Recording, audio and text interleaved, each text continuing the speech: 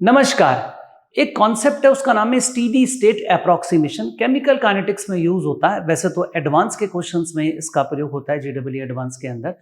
तो उसको कैसे यूज करते हैं और ये है क्या चीज? देखो, ऑर्डर को तीन तरह से डिफाइन कर सकते हैं लोग बाग। एक तरीका तो ऑर्डर डिफाइन करने का ये होता है कि अगर कोई आपके पास रिएक्शन लिख रखी है, ए प्लस बी से बन रहा है प्रोडक्ट, और अगर किसी ने इसका रेट लॉ लिख रखा है, रेट बराबर के, और मान लिया जाए ए की पावर 1.5 और बी की पावर 0.5 लिखा हुआ है। अब अगर ऐसे में आपको ऑर्डर ऑफ रिएक्शन बताना है, तो ऑर्डर ऑफ रिएक्शन की जो पहली जो मूलभूत डेफिनेशन है वो ये है कि जो किसी रिएक्शन का जो रेट लॉ लिखा हुआ होता है, उस रेट लॉ में जो एक्टिव मासेस लिखे हुए होते हैं स्पेशीज के, उनकी पावर्स को जोड़ दें। तो इनकी पावर जोड़ दें तो 1.5 प्लस आधा कितना आ गया? 2। ये तो ऑर्डर की पहली डेफिनेशन है। दूसरी डेफिनेशन क्या है? दूसरी डेफिनेशन बोलती है कि आप कंसंट्रेशन चेंज करके देखें, और अगर रेट बदल रहा है तो उसका मतलब उस स्पीशीज में कुछ ना कुछ ऑर्डर है। फॉर एग्जांपल, यहां पर रिलेशन रहता है हमारे पास C1/C2 की power n equal to R1/R2। For example, आपने किसी रिएक्टेंट की कंसंट्रेशन दुगनी करी और दुगना करने पर रेट हो गया 8 गुना, 8 टाइम्स हो गया। तो क्या कर देते हैं आप? 1/2 की पावर n इक्वल टू 1/2 की पावर 3, चूंकि ये 1/8 आ गया था, यहां से ऑर्डर की वैल्यू आ गई 3। ये तो दो बेसिक तरीके हैं। तीसरा तरीका क्या होता है? तीसरा तरीका होता है कि अगर कोई कॉम्प्लेक्स रिएक्शन है और उसके बहुत सारे स्टेप्स हैं, एलिमेंट्री स्टेप्स, उनमें से अगर कोई स्टेप स्लो हो रहा है तो उससे आप रेट निकाल लीजिए, क्योंकि स्लोवेस्ट स्टेप हम ऑब्जर्व कर पाते हैं। देखो, एक बात समझिए, माना पूरे परिवार को कहीं बाहर जाना है, 8 लोग परिवार के अंदर हैं और 8 में से 7 लोग तो फटाफट तैयार हो जाते हैं, लेकिन जो 8वां बंदा है ना, वो बिल्कुल स्लो है एकदम। तो अब आपके जल्दी तैयार होकर के अगर आप गाड़ी में बैठ भी गए तो पूरी की पूरी फैमिली जा तो पाएगी नहीं, क्योंकि जो स्लो वाले महाराज हैं वो तो कह रहे हैं रुको यार, जरा 2 मग्गे पानी डालो। अब आप इंतजार कर रहे हो। भाई साहब, आपके सुबह तैयार होने से फायदा ही क्या हुआ? अगला आदमी तो बहुत आराम आराम से आ रहा है। उसने पूरी की पूरी फैमिली की जो जाने की जो गति थी, वो जल्दी पहुंच जाते, अपनी डेस्टिनी पे नहीं पहुंच पाया उस व्यक्ति की वजह से जो सबसे स्लो है। तो पूरी की पूरी रिएक्शन को जो गवर्न करता है ना, वो स्लोवेस्ट स्टेप गवर्न करता है। तो अब देखो, यहां पर ये रिएक्शन हो रही है, उस रिएक्शन का मैकेनिज्म O3 से O2 बन रहा है, ओजोन से 2 स्टेप में रिएक्शन हो रही है। ये फास्ट है, ये स्लो। तो कंडीशंस कहती है कि जो आप रेट लॉ लिखो वो स्लोवेस्ट स्टेप से लिख लीजिए। तो आप ऐसे लिखते हैं, रेट इक्वल टू लिखते हैं स्लोवेस्ट के हिसाब से K3, रिएक्टेंट लेंगे O3 और O, और O भाई साहब है इंटरमीडिएट। मैं यहाँ पर 1 + 1 मिलाकर के 2 नहीं बोल सकता, क्योंकि O इंटरमीडिएट है, रिएक्शन में कहीं है नहीं, तो मुझे इसे रिमूव करना होगा। भाई रिएक्शन में है तो O3 है, ये O2 है, O तो नहीं है, तो ये तो इंटरमीडिएट है। तो ये वाले भाई साहब हो गए अपने इंटरमीडिएट, तो आप इसको रिमूव करते हैं। आप इसको कैसे रिमूव करते हैं? तो आप इसे इक्विलिब्रियम का कॉन्सेप्ट लगाते हैं। ये रहा इक्विलिब्रियम। KC किसके बराबर होता है? K1/K2 के, है ना। फॉरवर्ड रिएक्शन का रेट कांस्टेंट अपॉन बैकवर्ड का किसके बराबर आ जाएगा? O2, इधर O, और अपॉन आ जाएगा आपके पास O3। ऐसे लिखते हैं इक्विलिब्रियम, प्रोडक्ट की कंसंट्रेशन अपॉन रिएक्टेंट की। यहां से O का वैल्यू आप निकाल कर लेंगे तो O का वैल्यू आपके पास आ जाएगा, O का वैल्यू आ जाएगा K1/K2 इंटू O3। यहां से निकाल लिया। ये वाली O की वैल्यू मैं यहां पर प्लेस कर देता हूं, तो जो मेरे पास रेट आएगा, देखो ये आ जाएगा रेट इक्वल टू K3, इधर आ गया O3, और O की जो वैल्यू है वो K1/K2 इंटू O3 है। तो ये K1/K2 इंटू O3 है। सिंप्लीफाई कर लेंगे तो K3 K1/K2 और O3 का आ गया स्क्वायर, ये आ गया हमारे पास रेट। और अगर अब आपसे कुछ रिएक्शन का ऑर्डर पूछेगा तो रिएक्शन का ऑर्डर हो जाएगा 2। अब आते हैं स्टीडी स्टेट अप्रोक्सीमेशन पर। जरूरत क्या है इसकी? देखो, 3 तरीके से आपको मैंने बताया कि आप ऑर्डर को 3 तरह से डिफाइन कर सकते हैं। कॉम्प्लेक्स रिएक्शन के केस में जो मैंने आपको तरीका बताया कि मैकेनिज्म दिया हो, उसमें अगर कोई भी स्टेप अगर स्लोएस्ट स्टेप है तो उससे रेट लिख जाइए आप।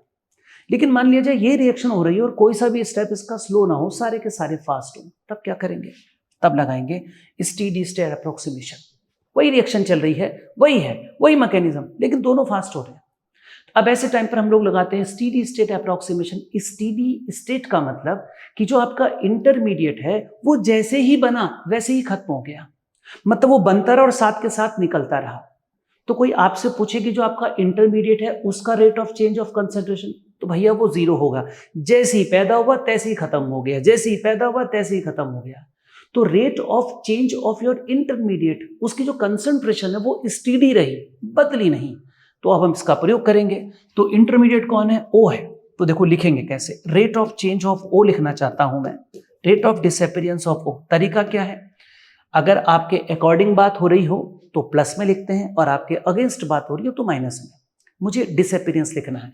फॉरवर्ड वाली रिएक्शन में ओ डिसअपीयर नहीं अपीयर हो रहा है, मेरे अगेंस्ट बात चल रही है, तो K1 फॉरवर्ड रिएक्शन K1, इसका रिएक्टेंट हो गया O3। बैकवर्ड रिएक्शन में देखेंगे तो बैकवर्ड रिएक्शन में O खर्च हो रहा है, यानी कि डिसअपीयर हो रहा है, तो मैंने यहां तो लगाया माइनस, क्योंकि मेरे को rate of disappearance of O लिखना था, जबकि फॉरवर्ड रिएक्शन में O अपीयर हो रहा है, मेरे अगेंस्ट है तो मैंने माइनस लगाया। बैकवर्ड रिएक्शन में मेरे सपोर्ट में रिएक्शन चल रही है तो मैं प्लस लगाऊंगा, आ जाएगा K2O2 इंटू O। अब तीसरी रिएक्शन को देखिए तो यहां पर भी डिसअपीयर हो रहा है, मेरे अकॉर्डिंग हो रहा है, जैसा मैं चाहता था वैसे ही हो रहा है, तो प्लस लगाऊंगा, प्लस K3, और ये हो जाएगा O3 इंटू O। चलिए अब क्या करेंगे, अब स्टीडी स्टेट अप्रोक्सीमेशन बोलती है कि इंटरमीडिएट जैसे ही बना वैसे के वैसे ही वो खर्च भी हो गया, तो मैं लगाऊंगा स्टीडी स्टेट अप्रोक्सीमेशन, शॉर्ट में मैं इसको SSA बोल रहा हूं। तो यूजिंग SSA कॉन्सेप्ट, और SSA कॉन्सेप्ट के अकॉर्डिंग माइनस के DO अपॉन DT की जो वैल्यू है वो होनी चाहिए 0। तो उस पूरे को रख देता हूं 0, तो जनाब ये रहा पूरा का पूरा रख देता हूं मैं 0, इसे उठा लिया मैंने यहां पर, और इसको रख दिया मैंने इक्वल टू 0। तो चलिए देखते क्या होगा, आओ देखते क्या होगा। इसको मैं यहां से हटा लेता हूं, इसकी मुझे आवश्यकता नहीं है, इसको रख देता हूं। इसको उधर ले जाऊंगा तो प्लस हो जाएगा, तो आप समझ जाएंगे। तो ये हो जाएगा K2O2 इधर हो गया O प्लस K3 इधर O3, और ये हो गया O इक्वल टू आ गया K1O3। यहां से मैं अगर O कॉमन ले लूं तो ये हो जाएगा K2O2 प्लस K3O3, और ये आ गया K1O3। यहां से मैं O निकालूंगा तो O कंसेंट्रेशन देखो मेरे पास क्या आ जाएगी, मैं यहां लिखता हूं उसको अलग से, तो O कंसेंट्रेशन मेरे पास हो जाएगी, देखिए ध्यान से देखिए, तो ये हो जाएगा K1O3 अपॉन इधर हो जाएगा K2O2 प्लस K3O3। कोई दिक्कत तो नहीं है आपको उसमें। अब मुझे रेट ऑफ रिएक्शन लिखना है। देखो रेट ऑफ रिएक्शन कैसे लिखा जाएगा, तो मेरे को लिखना है रेट ऑफ रिएक्शन, तो मैं यहाँ पर कुछ रेट ऑफ रिएक्शन लिखने की कोशिश करता हूँ। तो मैं लिखता हूँ रेट ऑफ रिएक्शन, तो मैं लिख रहा हूँ यहाँ पर माइनस के DO3 upon DT। Rate of disappearance of O3 लिखना चाहता हूँ। चलो इसको देखो, फॉरवर्ड रिएक्शन में O3 डिसअपीयर ही हो रहा है और मैं डिसअपीयरेंस ही चाहता हूँ, मेरे अकॉर्डिंग काम हो रहा है, तो क्या लिखूंगा K1 और आएगा O3। लेकिन बैकवर्ड रिएक्शन में देखेंगे तो O3 अपीयर हो रहा है, मेरे अगेंस्ट काम चल रहा है, मेरे अगेंस्ट का मतलब माइनस आएगा K2O2 और साथ में आएगा O यहाँ पर। इस वाली रिएक्शन में O3 डिसअपीयर हो रहा है, मेरे अकॉर्डिंग ही काम हो रहा है, तो लिखा जाएगा K3 और साथ में आ जाएगा O3 और O। ये O इंटरमीडिएट है, मैं ये वाली वैल्यू यहाँ पर प्लेस करने के मूड में हूँ। चलिए वैल्यू प्लेस करते हैं महाराज। तो ये हो गया K1 इधर आ गया O3 माइनस के K2 इधर आ गया O2। O की वैल्यू डालते हैं, देखो O की वैल्यू ये रही, ये पूरी की पूरी वैल्यू मैं यहाँ से इधर ले लेता हूँ, और ये मैंने यहाँ पर वैल्यू डाल दी इसके साथ, ठीक है। तो एक काम करते हैं, इसको पूरे को यहाँ पर, इधर हमारे पास O2 था, तो मैं इस पूरे को उठा के यहाँ रख देता हूँ ऐसे करके, और साथ में मेरे पास था O2 प्लस K3 O3 और O की वैल्यू ये वाली है, तो K1 O3 में यहाँ डाल देता हूँ। देखिए ये आ गया मेरे पास K1 O3 का तो स्क्वायर हो जाएगा upon K2 O2 plus K3 O3।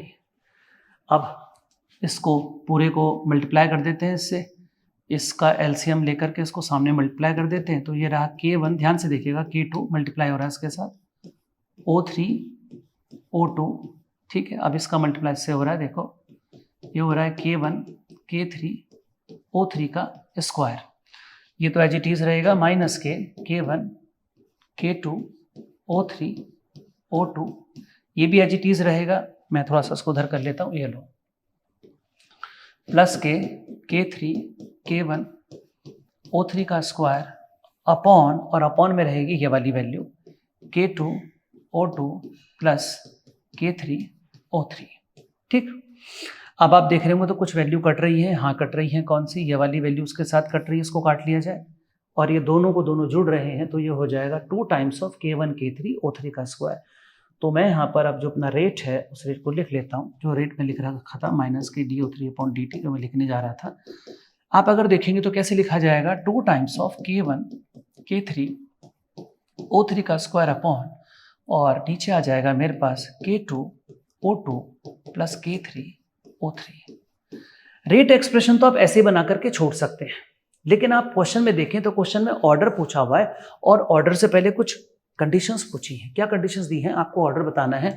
अगर K3 की वैल्यू K2 से बहुत ज़्यादा हो, या K2 की वैल्यू K3 से बहुत ज़्यादा हो। देखो अभी आप ऑर्डर प्रेडिक्ट नहीं कर पाएंगे, ऐसे में ऑर्डर प्रेडिक्ट करने के लिए कंडीशंस लगा करके ही ऑर्डर प्रेडिक्ट किया जाएगा। तो मैं आपको दोनों कंडीशन दिखा देता हूँ। देखो क्या होगा, पहला पार्ट, अगर मान लिया जाए, अगर कोई मुझसे पूछे if K2 is greater than K3, तो ये वाला फैक्टर बड़ा हो गया छोटा, इसको मुझे नेग्लेक्ट करना पड़ेगा। तो मैं इसके स्थान पर रेट ही लिख देता हूँ फिलहाल। तो रेट इक्वल टू क्या हो जाएगा, 2 टाइम्स ऑफ K1 K3O3 का स्क्वायर, और इसको चूंकि K2 वाला सेक्शन बड़ा है तो मुझे इसे नेग्लेक्ट मानना पड़ेगा, तो ये हो जाएगा K2O2। तो आप अगर इसको देखोगे तो ये हो गया 2 times of K1 K3 upon K2, और आगे आपके पास O3 का स्क्वायर और O2 की पावर माइनस K1। और आप अगर देखेंगे तो यहाँ पर O2 में ऑर्डर नेगेटिव है, तो आप अगर मैं आपसे ऑर्डर ऑफ रिएक्शन पूछूंगा तो आपका ऑर्डर ऑफ रिएक्शन इस जगह पर जब मैं पूछूंगा तो ऑर्डर ऑफ रिएक्शन मेरा हो जाएगा, अगर मैं ऑर्डर ऑफ रिएक्शन बोलूंगा तो हो जाएगा 2 माइनस K1 इक्वल टू 1। ये इसका ऑर्डर ऑफ रिएक्शन हो जाएगा।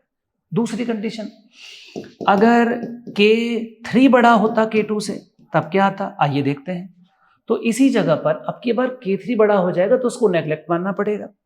तो मेरे पास जो रेट हो जाएगा, अपने पास जो रेट हो जाएगा, रेट इक्वल टू हो जाएगा 2 टाइम्स ऑफ K1 K3O3 का स्क्वायर अपॉन, अब इसको नेग्लेक्ट मानना पड़ेगा तो K3O3 लिखना पड़ेगा महाराज, और K3 से K3 कैंसिल हुआ, O3 से ये, तो मेरे पास आ गया 2 times of K1 into O3।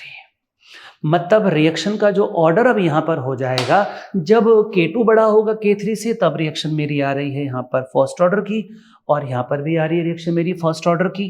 लेकिन यहाँ पर अभी आप देखेंगे तो O2 में ऑर्डर -1 आया, O3 में ऑर्डर 2 है, जबकि यहाँ पर O3 में ऑर्डर 1 है। कुल मिलाकर के इस पूरी चर्चा से आपको बताने के पीछे उद्देश्य सिर्फ इतना सा है कि ऑर्डर निकालने के जो, जब हम ऑर्डर को डिफाइन करते हैं तो ऑर्डर डिफाइन करने के लिए या तो रेट लॉ में लिखे हुए जो एक्टिव मासेस हैं उनकी पावर्स का सम कर लो, या फिर कंसंट्रेशन चेंज करके देखो रेट में कितने का चेंज आया, वो भी एक तरीका है। या फिर जो कॉम्प्लेक्स रिएक्शन है, कॉम्प्लेक्स रिएक्शन में मैकेनिज्म के स्लोवेस्ट स्टेप से रेट लिख लो, और अगर कॉम्प्लेक्स रिएक्शन में बहुत सारे स्टेप्स हुए हैं लेकिन एक भी स्टेप अगर उसमें से स्लो नहीं है तो फिर स्टेडी स्टेट अप्रॉक्सीमेशन लगाते हैं। मतलब कोई जो इंटरमीडिएट है उसको ऐसा मानते हैं कि जैसे जैसे वो पैदा हुआ है साथ के साथ वो खर्च हो गया, तो हम यहाँ पर लगा लेते हैं rate of change of intermediate is equal to 0 with respect to time. Rate of change मतलब उसकी जो कंसंट्रेशन में चेंज आ रहा है टाइम के साथ, उसको अपन 0 मान लेंगे। वहां से हम इंटरमीडिएट का कंसंट्रेशन निकाल करके रेट एक्सप्रेशन बना करके उसमें वैल्यू डाल देते हैं, जैसा कि मैंने आपको उसको करके दिखाया। एक बार आप इसे जब अपने हाथ से करके देखेंगे ना पूरे के पूरे को, तो आपको अलग ही लेवल पर आनंद आएगा और आपके बहुत अच्छे अच्छे कुछ क्वेश्चंस बनने लगेंगे। आई होप कि वीडियो आपके लिए बड़ा फ्रूटफुल रहा होगा। आप इस वीडियो को अच्छे से देखिए, अपने मित्रों के साथ शेयर करिए। आज इतना ही, नमस्कार।